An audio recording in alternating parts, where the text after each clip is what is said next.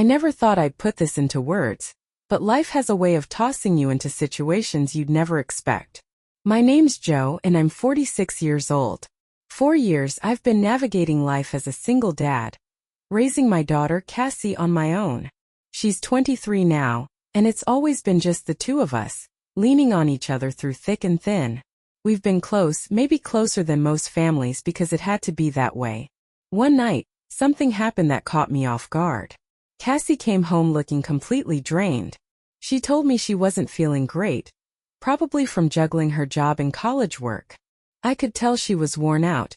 She had those dark circles under her eyes and that tired, slumped posture. I told her she could crash on my bed for a bit if she needed to rest, thinking it might do her some good. It was one of those cold nights when the house takes forever to warm up, so I threw a heavy blanket over her to make sure she stayed comfortable. At first, it all seemed like any other moment between a father and his kid, nothing out of the ordinary. But as I lay down next to her trying to relax, I felt her shift closer to me. Maybe she was just trying to get warm. It was chilly after all. I didn't give it much thought at first. Then she wrapped her arms around me, like she used to do when she was little and needed comfort. I'll admit it caught me off guard, but I didn't say anything. She was probably just looking for some reassurance, some sense of safety. As we lay there, I could hear her breathing slow down like she was finally drifting off to sleep. The room was so quiet I could hear my own heart beating. I didn't move, not wanting to wake her or disturb the peace of the moment.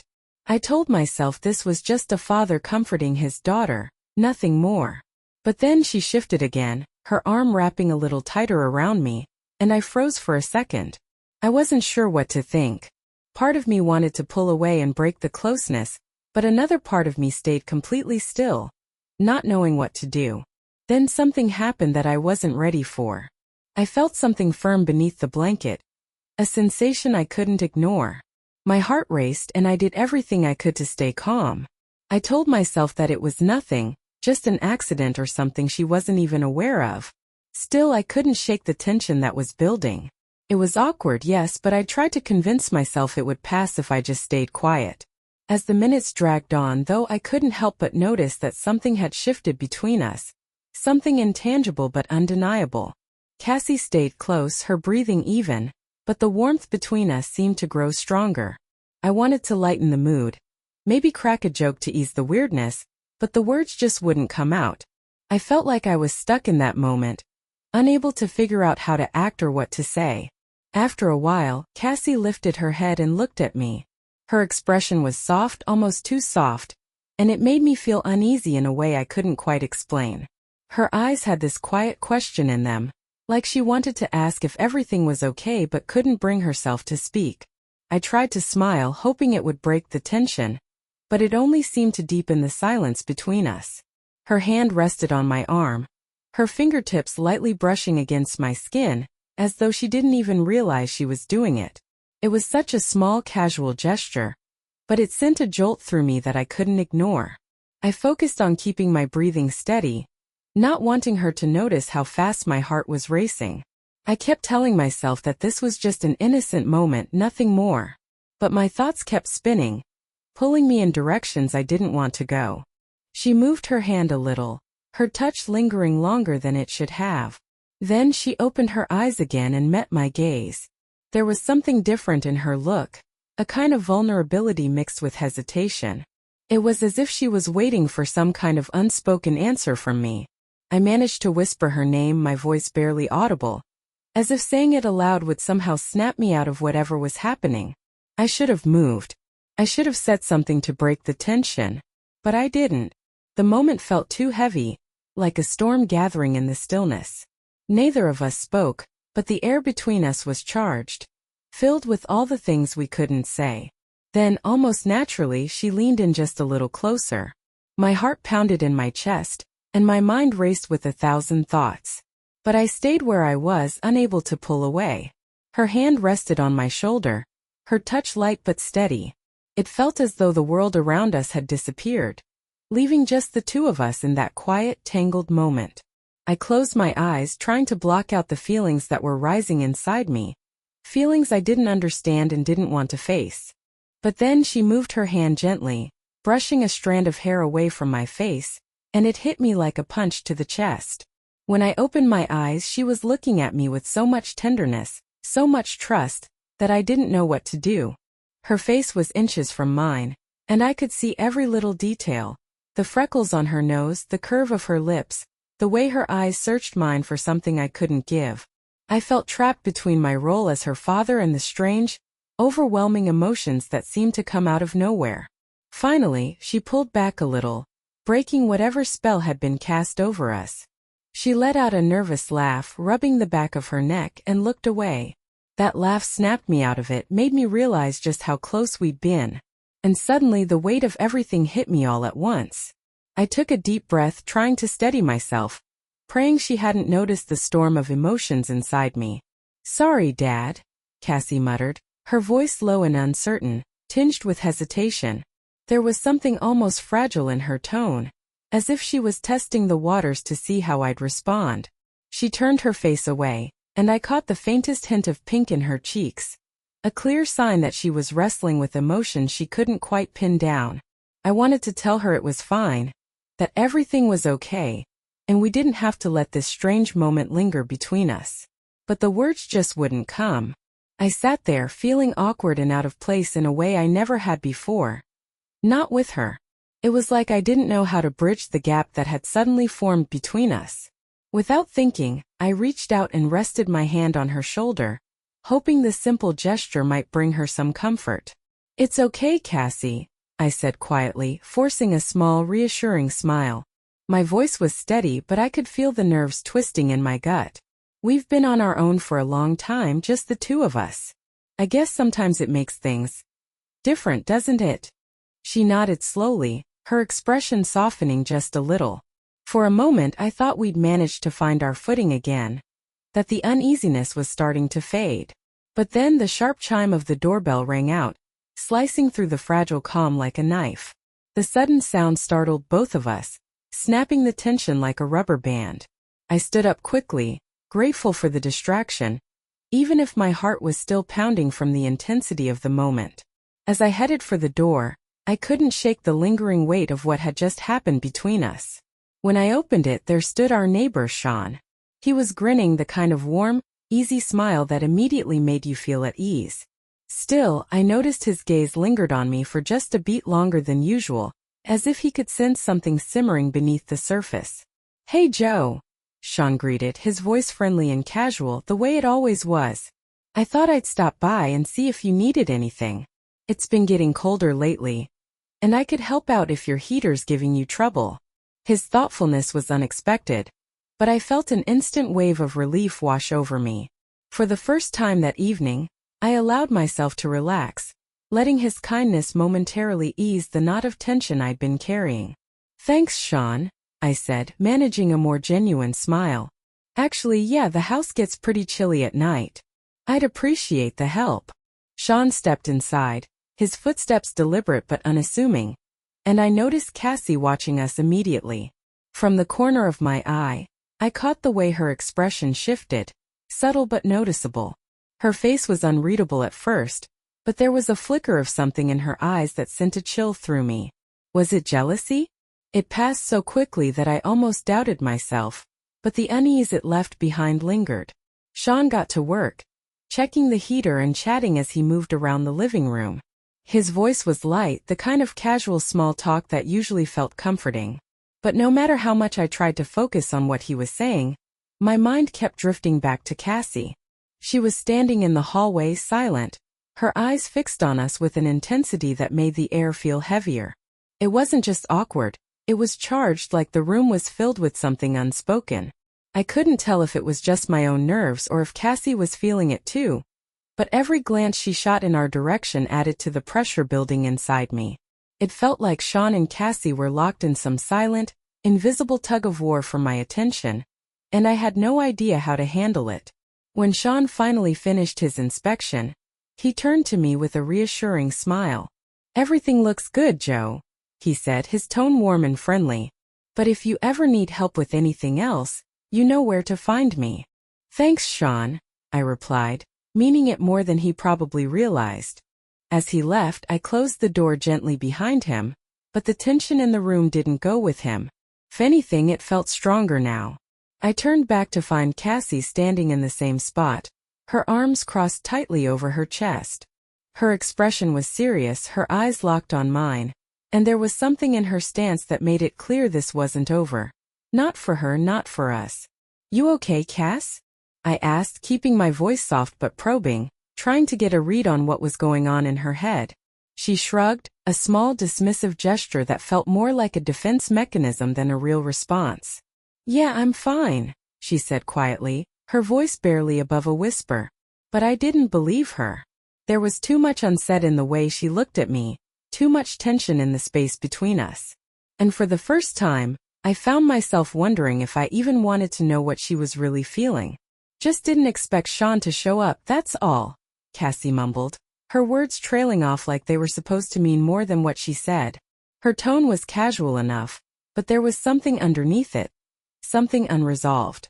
It was like a half answer to a question I hadn't even asked yet. I wanted to say something, maybe push a little to figure out what was really going on. But before I could find the right words, she turned and walked past me. No explanation, no glance back. She disappeared down the hall toward her room, leaving me standing there like I just lost an argument I didn't know we were having. The sound of her bedroom door closing softly behind her hit me harder than it should have. It was like the final punctuation on a conversation that hadn't even started. I stood there for a moment, unsure of what to feel. Relief? Confusion? Maybe both? And mixed in with all that was this gnawing feeling that something bigger had just slipped past me. Something I should have seen but didn't. My eyes drifted to her closed door. I couldn't shake the heavy sense of loss settling in my chest. A kind of sadness I couldn't quite name. It wasn't about what she'd said or even what she hadn't. It was about how everything felt different.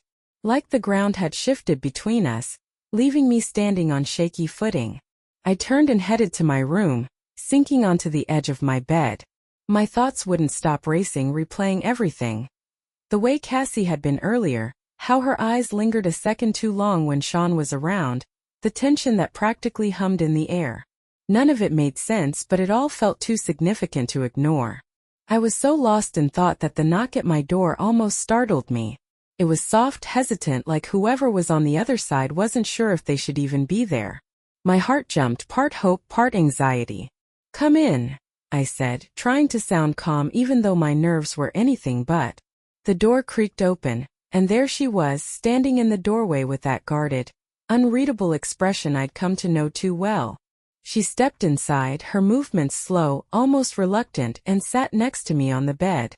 Her hands were clasped tightly in her lap, her gaze fixed somewhere far away. The silence between us stretched out, heavy and suffocating. I didn't know whether to speak or wait. The air felt thick with everything we weren't saying, and for the life of me, I didn't know how to cut through it. Finally, she broke the silence, her voice barely above a whisper. "Dad," she started, but her words faltered, like she wasn't sure how to continue. I don't know what's going on. I'm sorry if I made things weird earlier. Her voice trailed off again, frustration clear in the way she gripped her hands tighter, as if trying to hold on to the words that wouldn't come. I reached over and placed my hand over hers, giving a gentle squeeze. "Cass, it's okay," I said softly. I kept my tone steady, even though my own emotions were all over the place. "We're both just figuring things out. It's been just the two of us for so long. You know? Sometimes it's going to get complicated. And that's okay." She nodded slowly, but her eyes stayed downcast. There was a weight to her silence, like she was carrying something too heavy to put into words. And when she finally lifted her gaze to meet mine, I saw it. A mix of uncertainty, frustration, and something deeper. Something raw and unfamiliar that I couldn't quite put a name to. "I didn't know how to react," she admitted, her voice so quiet I almost missed it. "When Sean was here, I didn't like it. I don't know why." Her vulnerability hit me harder than I expected. For a second I couldn't breathe. I wanted to pull her close, to tell her everything was fine, that we'd figure it out. But at the same time I wasn't sure if that was what she needed, or what I could give her right now. Instead I stayed still, letting the silence stretch between us again. It felt important, necessary, even though it was the hardest thing in the world to sit in that moment without trying to fix it. After what felt like forever, I took a deep breath and turned to face her. "Cassie," I said carefully, trying to choose my words, "maybe we just need to give ourselves some time to figure all this out. It's okay to feel confused. It's okay to feel close. And it's okay to need a little space too. We don't have to have it all sorted out right now." She nodded again, slower this time, like she was absorbing my words. But then, without warning, she leaned her head against my shoulder. The gesture was simple, familiar. It reminded me of when she was a little girl, when this kind of closeness was second nature. But now it felt different. There was an edge to it, a tension beneath the surface that hadn't been there before. I wrapped my arm around her instinctively, pulling her close in a way that felt both protective and grounding. For that moment at least it was enough, a small reassurance that we were still in this together, even if we didn't have all the answers yet. But even as I held her, I couldn't shake the feeling that we were standing on the edge of something bigger, something we weren't ready to face. And I wasn't sure what scared me more, the thought of crossing that line or the idea of stepping back from it entirely. There was so much left unsaid, an entire ocean of emotions neither of us had dared to fully acknowledge. Yet, in that quiet moment it hit me. Maybe we didn't need all the answers right now. Maybe it was okay to stumble our way through this step by step, figuring it out together. Even if the path ahead felt messy and uncertain. As we sat there holding on to each other in the stillness, I felt an odd sense of calm settle over me. It wasn't the kind of calm that came from resolution, but more like the fleeting comfort of a truce, a pause in the storm. In the back of my mind I clung to the hope, the fragile belief, that no matter how complicated this became, no matter how tangled our emotions got, we'd find a way through it. Together. For a while we stayed like that, wrapped in silence. The closeness between us was both soothing and bittersweet, a brief reprieve from the questions that loomed like shadows. For a fleeting second, I let myself imagine that this moment could be enough, that maybe the confusion and unease would dissolve simply by being near one another. But I wasn't naive enough to believe that. The warmth of his presence was undeniable, but it came with an undercurrent of tension I couldn't ignore. That heaviness wasn't going anywhere, not until we faced it head-on. After a while Lenny shifted slightly, pulling back just enough to meet my eyes. His expression had changed. Gone was the fleeting comfort of before, replaced by a serious intensity that made my chest tighten. "Mom," he said softly, his voice unsteady, "I don't know what to do with all of this, with how I feel. I don't want to make things harder for us, but I can't just ignore it either." His words hung in the air between us, thick with tension. It was like he'd asked a question without actually asking, leaving me to grapple with the weight of everything he didn't say. My throat tightened as I searched for a response, but before I could even open my mouth, there was a knock at the door. The sound startled both of us, cutting through the thick silence like a jolt of electricity. I glanced at Lenny, his wide eyes mirroring my own surprise. The knock came again, firm and deliberate, almost as if the person on the other side could sense the charged atmosphere in the room. My stomach churned with nervous energy as I stood up and walked to the door, my heart pounding in my chest. When I opened it, there stood Sean, his expression clouded with concern. His brows were furrowed, and he had the look of someone who'd been mulling over something heavy. "Elise," he said, his voice careful but tinged with worry, "I'm sorry to bother you, but I just wanted to check in. You seemed a little off earlier, and I wanted to make sure everything's okay." For a moment I hesitated, glancing back over my shoulder at Lenny. He was still sitting on the bed, watching us with an unreadable expression. The air felt charged again, but now it was tinged with something else. An unspoken question, maybe even a challenge. I took a deep breath and forced my voice to remain steady. "Thanks, Sean, but we're fine. Just having a quiet evening." Sean's eyes lingered on me, then shifted to Lenny. He studied him for a beat too long, his gaze probing in a way that made me uncomfortable. Finally he nodded, though the look on his face said he wasn't convinced. "All right," he said, his tone softening. "Just remember, I'm next door if you need anything. Don't hesitate, okay?" I nodded, murmuring a quick thanks before closing the door. As the latch clicked into place, I leaned against it, exhaling slowly as I tried to steady my nerves. When I turned back to Lenny, his eyes were locked on me, intense and searching. He stood up, his movements slow and deliberate, and the space between us felt thick with everything we still weren't saying. He moved closer and I braced myself, not sure what was coming next. When he finally stopped, he looked at me, his face conflicted, as if he were wrestling with something he couldn't quite name.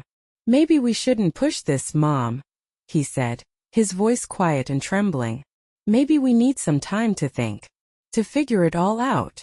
His words hit me like a wave, and I swallowed hard against the lump in my throat. He was right, of course. Whatever this was, it wasn't something we could rush. "You're right, Lenny," I said softly, my voice thick with emotion. "We both need time. We need to think about everything. Figure out what it all means." He nodded slowly, and we stood there in silence for a moment longer. The space between us felt like a strange contradiction, at once close and distant, as if we were balancing on the edge of something neither of us fully understood. It felt like an ending, but also the start of something new, something undefined and fragile.